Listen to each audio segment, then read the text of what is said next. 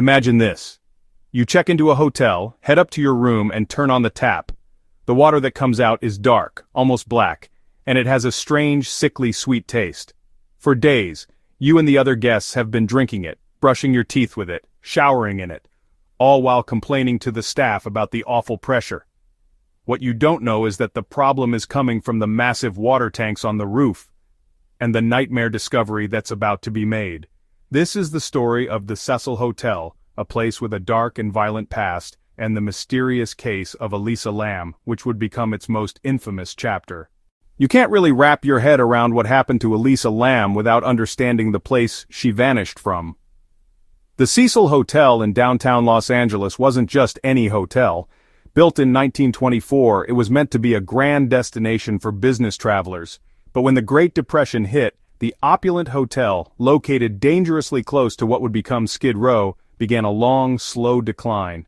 Over the decades, it became a magnet for the transient, the desperate, and the dangerous. The Cecil's history is a catalog of tragedy. Its halls and rooms are linked to at least 16 documented deaths, from suicides to violent crimes that earned it the nickname the Suicide.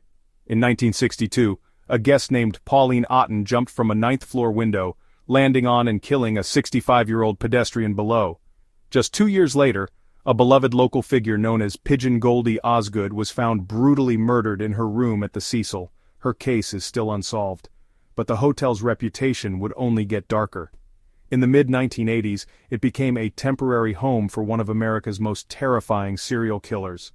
Richard Ramirez, the Night Stalker, reportedly stayed on the 14th floor during his horrific spree. Reports from the time describe a place of such chaos that Ramirez could dump his bloody clothes in the dumpster and walk through the lobby without anyone batting an eye. In 1991, another monster checked in, an Austrian journalist named Jack Unterweger.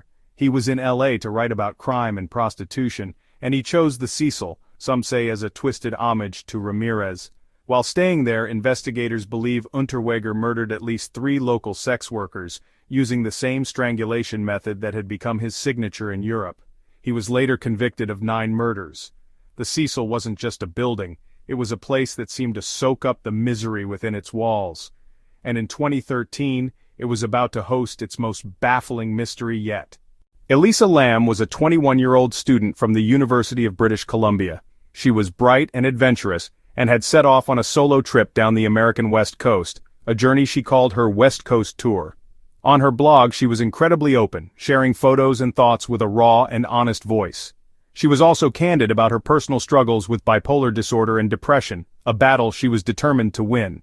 On January 26, 2013, she arrived in Los Angeles and checked into the Cecil Hotel. More specifically, she was in its rebranded hostel section, Stay on Main, which was meant to attract younger, budget-conscious travelers. She was first put in a shared dorm, but after her roommates complained about what they called odd behavior, the hotel moved her into a private room on the 5th floor. Her plan was to check out on January 31st and head for Santa Cruz. She was in daily contact with her parents back home, a routine she never broke. But on the 31st, that call never came. Her parents, instantly worried, called the police. The LAPD launched an investigation, but for days, there was no sign of Elisa Lam. She had simply vanished from inside the Cecil Hotel. For nearly 2 weeks, the search for Elisa went nowhere. Then on February 13th, the LAPD released a piece of evidence that turned a local missing person case into a global internet obsession. It was a video, not quite 4 minutes long, from a security camera in one of the hotel's elevators, filmed on the day she disappeared. The footage is grainy, silent, and deeply unsettling. It shows Elisa getting into the elevator and pressing a whole panel of buttons, but the doors don't close. She peeks out into the hallway, looking side to side as if she's either expecting someone or hiding from them. She then retreats into the elevator, pressing herself against the wall as if to become invisible.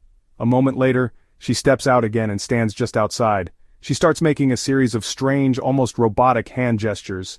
She seems to be talking to someone just out of frame, though we never see anyone else. Then she walks away, and the elevator doors finally close. It was the last time anyone ever saw her alive. The video went viral. Millions of people watched it, sparking endless debates. Was she having a psychotic episode? Was it a strange game of hide and seek? Or was she terrified of someone just off camera? Internet sleuths dissected every frame, with many pointing out that the video's timestamp is blurred and appears to have skips, fueling theories that the footage was edited. While the world was fixated on the video, a grim new chapter was unfolding back at the Cecil. For over a week, guests had been complaining about the water. The pressure was low, the color was off, and some said it had a strange, foul taste. On the morning of February 19th, a maintenance worker, Santiago Lopez, went to the roof to check the hotel's 4 large water tanks. After climbing a ladder to look inside one of the main tanks, he made a horrifying discovery. Floating in the murky water was the body of Elisa Lam. The recovery was a grim operation. Firefighters had to drain the massive tank and then cut a hole in its side, since the maintenance hatch was too small to extract her body. Inside, they found her clothes, similar to what she wore in the video, floating in the water beside her. The mystery of her disappearance had ended in the most bizarre way possible. The source of the guest's water problem was found, and the reality was more horrific than anyone could have imagined. The discovery of Elisa's body only deepened the mystery. The official autopsy report released that June concluded her death was an accidental drowning, with her bipolar disorder listed as a significant factor. Her toxicology report found no illegal drugs or alcohol, only prescribed medications. This led to debate, as some experts suggested the low levels indicated she wasn't taking her medication properly, which could have triggered a psychotic episode, while others noted that interpreting the levels was complicated by her body's condition. There were no signs of physical trauma or sexual assault. Officially, the case was closed, but that explanation felt hollow to many. It left critical questions unanswered. How did she even get to the roof? The hotel claimed access was restricted by locked alarmed doors, but this was disputed, and a fire escape offered another route that guests had used before. And even if she got to the roof, how did she get inside a nearly 8-foot-tall water tank with a heavy lid? Here, reports conflicted.